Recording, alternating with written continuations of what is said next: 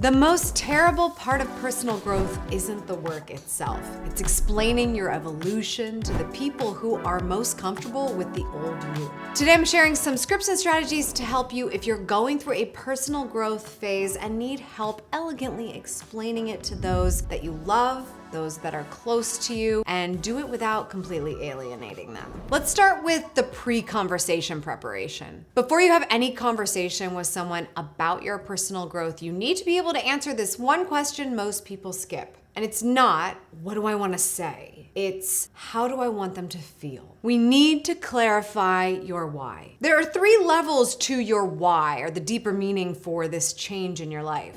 The surface meaning, the deeper motivation, and the core value. Depending on the person, there might be something in one of these categories that would make the most sense, that would compute for the person you're talking to. That's why it's not about what you have to say, it's about how they're going to feel. If you could put yourself in their place, how would you be able to explain it to them so they would understand? Just like when we go to AI and we're like, I need your help writing this, but I need you to write it in my tone of voice. And I need you to write it so it could be understood by a 3rd grader. When we prompt like that, it's because what we want to come out on the other side to be well received. The same would go for you having a personal conversation with somebody. How would it be well received? Without compromising your values, compromising what you want, sugarcoating what's actually happening, and framing it in a way that would be easily understandable. Even if that person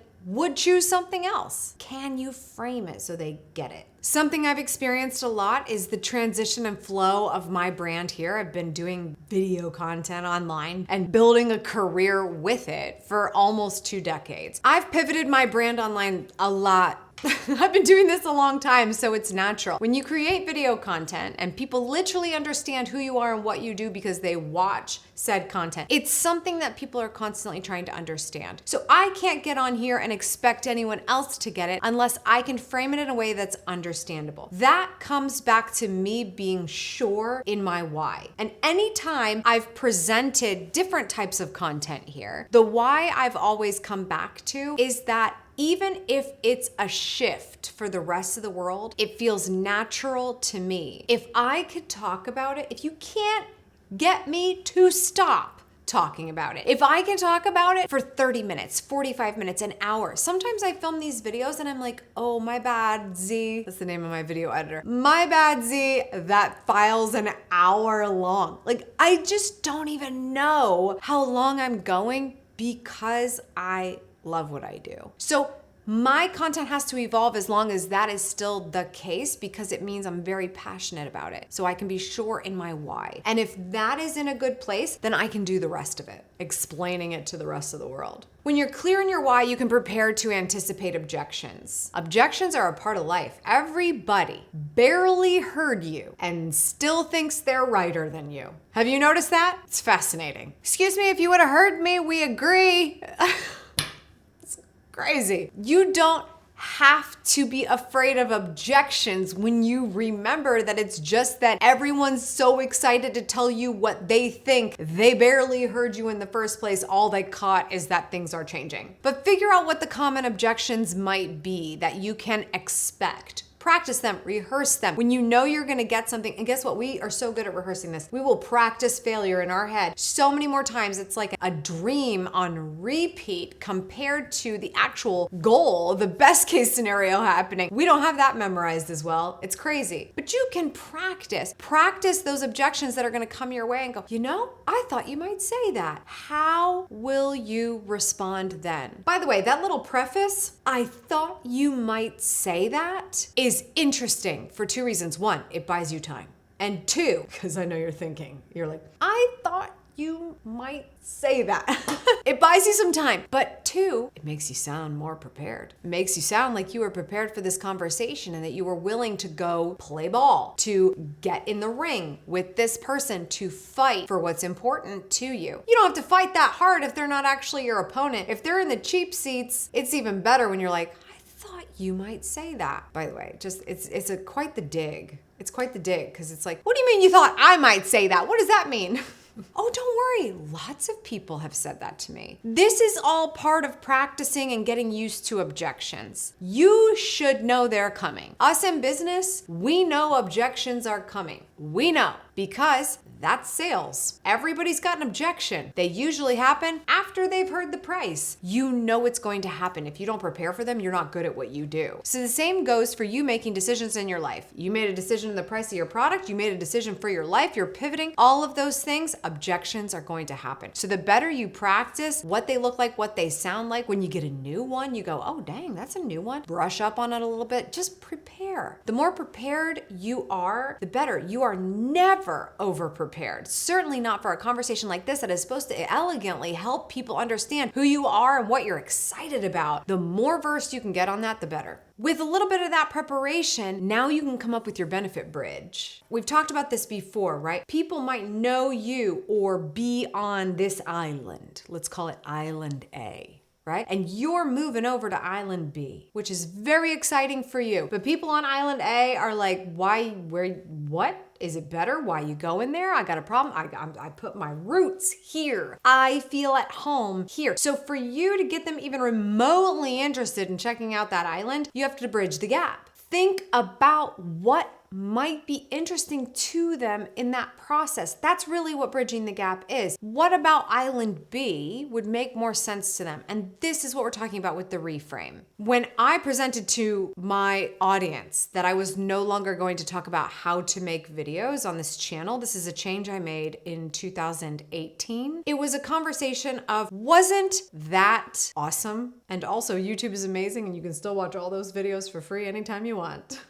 They're in the archives. Check them out. Because I did this, I learned a lot and it taught me this. So I'm very excited to spend more time on this other island. And as I do and I get better at it, I am paving the way for you so that you can see why this is such a game changer. And that is how I ended up talking about productivity, time management, habits, and all of the things that help you as a holistic effort to make you better as a person, and why video on its own, promoting oneself with video, was just the tiniest little onion layer about what I was excited about. I'm very passionate about it. Put me on stage to talk about YouTube, you won't be able to shut me up. But I am so much more excited about bridging that gap because it gets more people more likely to press the record button, to start to share themselves with the world. That's affecting more lives, and that's why I moved to Island B. By the way, if this idea of making YouTube videos gets you excited, but you're like, I have no idea how to get started, I actually have a cheat for this. It's a little bit off topic of what we're talking about today, but so many people have messaged me for these. It's crazy. I get messages like gangbusters saying, this is amazing. It's completely changed everything. I just made my first YouTube video, or I just made my 100th video and it's so much better. They're called the P Sheets. Come to my Instagram, send me a message, P Sheets. It's a Google Doc. It's so easy. Just check it out, download it, try it next time you make videos. I did a tutorial video on it and everything. So check that out. I just wanted to throw that in there in case this YouTube conversation is interesting for you. Okay, now we've done a little bit of the preparation. Let's go into the family and life partner conversation. The biggest mistake people make when they try to go to their partner to tell them about a big change they want to make in their career or in their personal growth is that they go straight to the what. And your relationship is rooted in so much more than that, so it deserves better. We gotta go in on the why.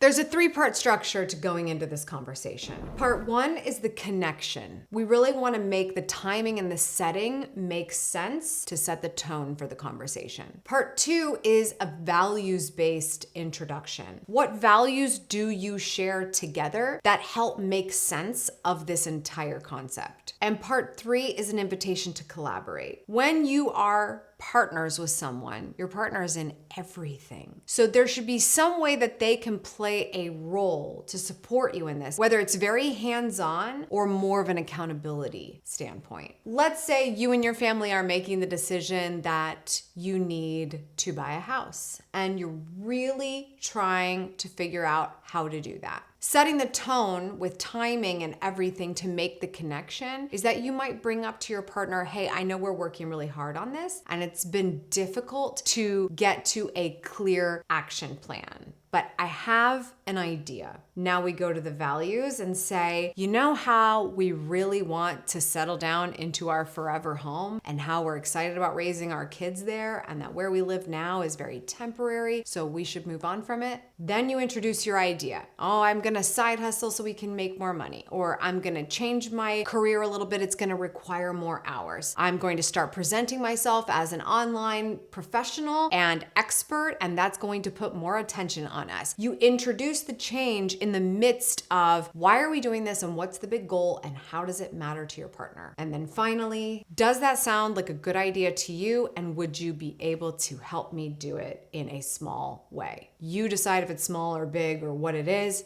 and introduce what that is. When you invite this type of a conversation, it is so much bigger than here's the plan, bye, I'm out of here, figure it out, deal without me, or get used to how it's gonna be, or whatever the case may be. It's so much more of a nod to the respect somebody in this partnership deserves because you're making this decision together, whether you came to this decision on your own and it really is entirely your wheelhouse or not. And having that conversation in a respectful way begins with making the connection and showing what the shared value base is. I feel the collaboration piece is particularly interesting because it invites something very important about all of this, which is honesty. Change is really challenging for people. And so if you're going to help them get through that, you need to make sure that, your cards are all on the table and you're letting them know that you're learning the process just as much as they are, and that they can see that you are truly trying to put your best foot forward in this situation no matter what. Even when you don't know what you're doing, you're going to keep pressing on and trying. The honesty and vulnerability in that state really makes the collaboration effort, accountability, and having another role in the process become even more important, because now they see that they are actively a part of this decision with you and are more likely to be understanding when tough times happen, because they're going to.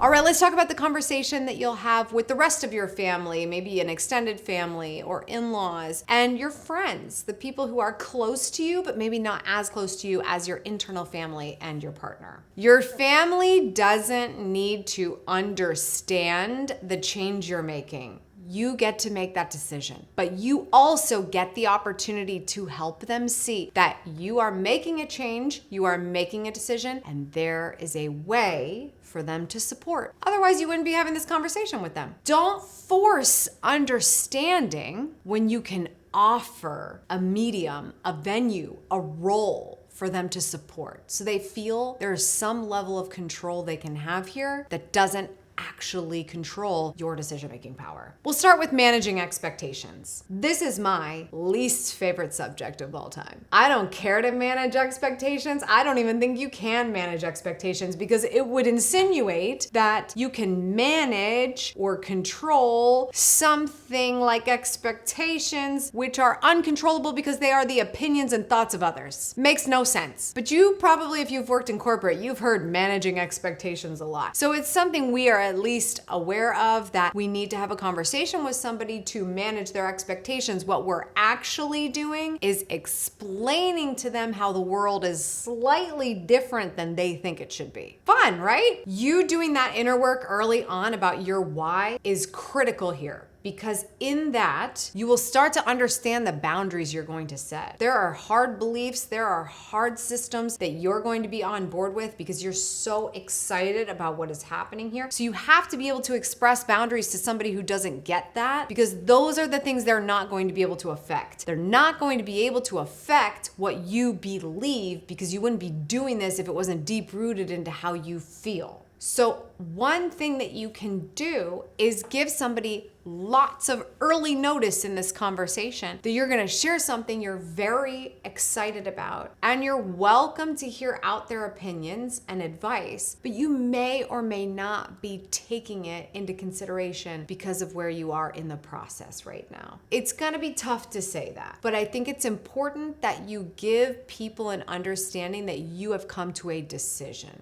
They're just wanting your best interest most of the time. And your best interest to them is typically them making a decision for you. But if you let them know that you're the adult in your life, that you can make that decision for yourself, and you have, that's a good way to start, because we can at least instill the confidence in them that you are in charge and you intend to stay that way. I told you before that you need to have your why deep rooted. And I want you to be sure that that is the case because it is for you. And it is for you to share at any time. But I don't recommend it to be the thing you lead off with. When you're having a conversation with somebody who doesn't have a lot of decision-making power in the way you're changing and the way things are going, your job is to inform them. Believe me when I say I've been in a situation before where I felt so unsure of the decision I was making, I opted to say what was happening and then give all the reasons why it was a pretty good idea, and so therefore I'm gonna do it and I really hope that I'm right. Well,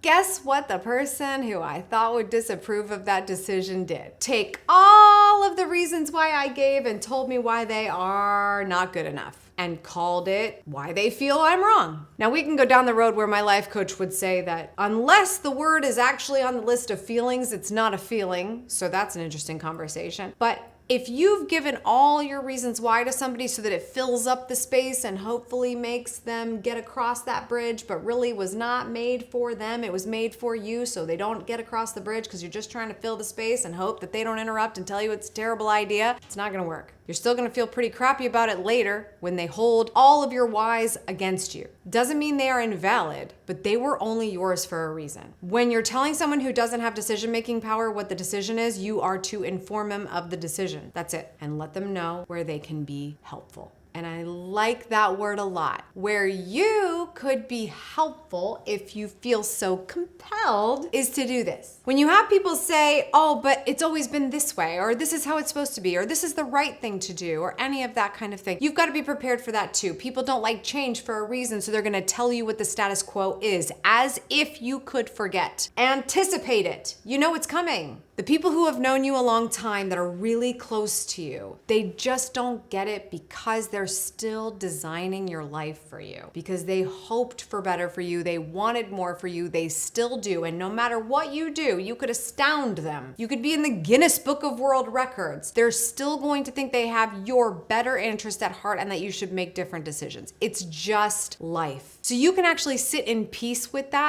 wow, somebody cares about me so much, they still think that they can help me choose better. They want better for me. Unfortunately, their idea of better may not be your idea of better. And so that's where we are. And that is why you're the decision maker. I also recommend with this phase that you have a staggered announcement approach. You're not gonna wanna tell all the people who most definitely will have a problem with your change all at once about what's going on. Sometimes you can't control that. Sometimes you're Netflix and you want to split off half your company and call it Flickster. So you have to go tell the world about it so that they can all tell you, you're stupid, don't do that, so you can change your mind. There are going to be moments where you've got to tell a lot of people at once. But we're talking about your family and friends. So do not put yourself in a vulnerable, beaten up state by going and telling all of these people about this decision that you know are not going to take it well and ultimately end up worse off than when you went into each conversation. You may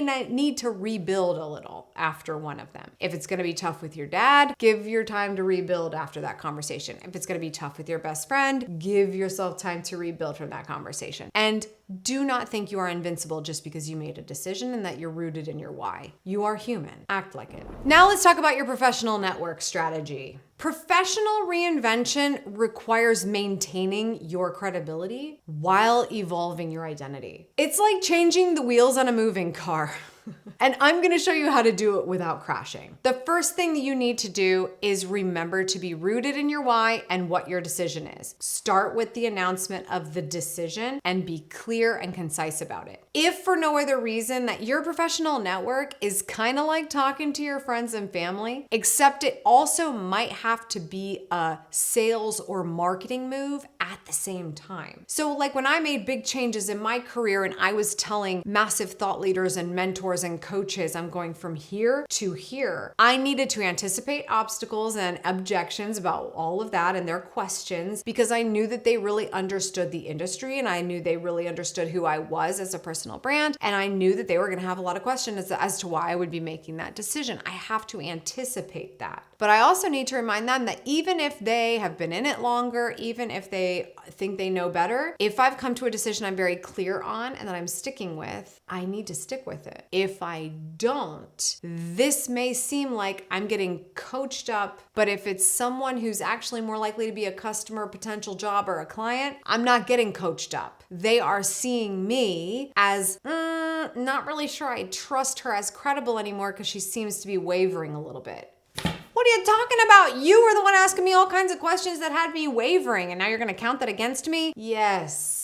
Yes, they are. It's just how it goes. So it is okay if someone in the industry makes you feel like what your decision is may need a reassessment. Give it time, give it space. That's why you're not going to them until you are pretty clear about what's happening, because you don't want to come off like you're blowing with the wind. If you're in business or if you have a professional brand, you need to have a lot of clarity, flexibility in the journey, but clarity of where you're headed so that the right advice that comes to you can be taken accordingly. Now, I'm gonna introduce that bridge again. You were on Island A, you're moving to Island B. That same reframe of why somebody cares about Island B is bridging the gap between here's where I was, this is what I've learned, and here is where I'm headed next because I learned a lot in that journey and I can't wait to apply it in this way and become an even more skilled expert and continue to go down this really cool different road. You can still have that bridging conversation, but just like we customize that conversation for your family member, for your spouse, for your friend, we're gonna do that for a professional acquaintance, which is why we have to do our homework on who these professionals are and why they'll care. And this is a really great opportunity of reframing your expertise. I think the most exciting thing about it is that you are letting the journey teach you, and that you wouldn't be so bold as to say you've chosen your expertise in your 20s. That'll be the case until you're retiring. That's crazy. That makes no sense. You can be really sure of who you are every day of your life and what you've learned up to that point, and be open to learning more, and be open to telling people you are learning more and applying it in new ways. That's amazing. That's somebody who knows how to say, I don't know the answer to that, but do it confidently. I don't know the answer to that, but I'm so excited to find out. I'm going to. I'm taking the road. I'm crossing the bridge. I'm going to make it happen. Speaking of bridging the gap, I've done it so many times on this YouTube channel. We have grown over all these years, and we really hope to hit 500,000 YouTube subscribers. If you want to help me with that, please make sure you click the subscribe button, and I really appreciate you for doing that.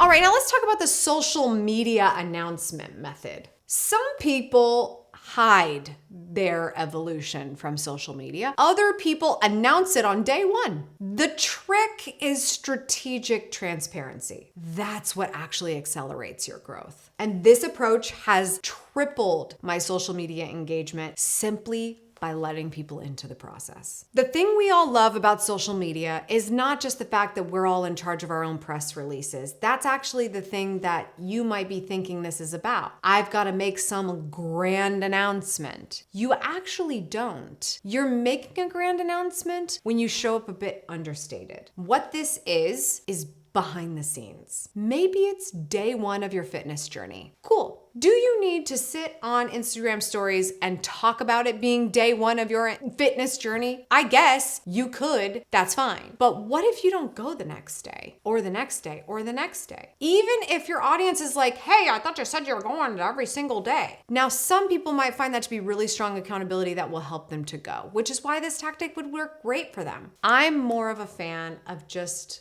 showing up, proving I was there, let's say a selfie in the mirror, or just, letting people know I put my reps in today. Did you put your reps in today? Let's relate to the fact that I did this today. I'm showing you that I'm doing the work, but I don't have to make some big proclamation about it. The way I look after going to the gym from day one to day 365 is going to do the announcing for me if I have been really putting in the work on myself. When you announce things on social media that don't have to be these grand moments, it's not like your planners are on sale for 40% off, like mine were. You are just sharing a little bit about yourself as a character layer. It can be a huge deal to you, but come off naturally to the rest of the world. That's how I see success on social media. I don't make big announcements that are just meant to be what it should be like to interact with me anyway. I just season it out. I just let a little bit drop out. I just post a little here, I post a little there, I continued. Suddenly you're like, wow, she posts the same thing like every day. Well, that's because I'm doing the same thing every day. That is the big idea. That is actually the grand announcement. Why is she doing the same things every day, you might ask? Now you want to know more about who I am. That's personal brand. If you want someone to care, show them who you are, not who you intend to be. Now, for those in a moment where this is a big proclamation, this is a big crazy thing, great. Make sure you tell everyone. Why now? Because that's what really shows that this is a right now thing, that this isn't a hypothetical, that this isn't a maybe this will be cool, hopefully it works out. Why is this a right now thing? Why is this going to change everything? Why is this worthy of my attention? Why am I paying attention to this in this very second?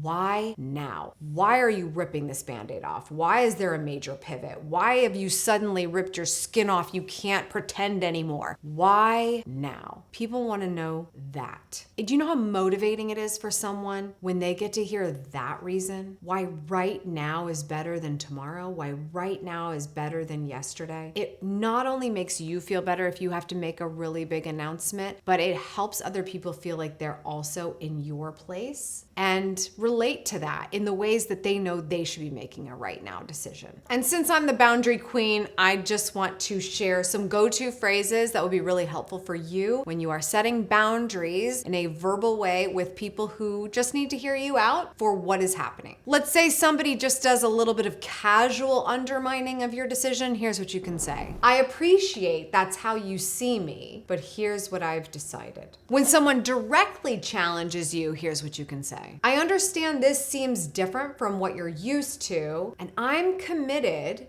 to. And if somebody just won't let it go, like just ongoing resistance, here's what you can say. You know, I value our relationship. Part of that relationship means respecting my decision. These words are going to feel very hard to get out of your mouth, but I promise you, when you get really good at it, especially if you don't trip over your words, if you own it and you stand in your truth and your decision, you earn respect. Somebody doesn't have to like your decision to still respect you. That's the opportunity here. That's why you don't have to be worried you're making the wrong decision. You'll learn. It's great. It's life experience. It makes you better. This is going to be a very good thing. They will understand someday, and you will be free of that being your responsibility by then, so who cares? That's how to tell people you're changing without losing them or alienating them. If you want a little bit more help on how to reinvent yourself, click here and I'll see you there.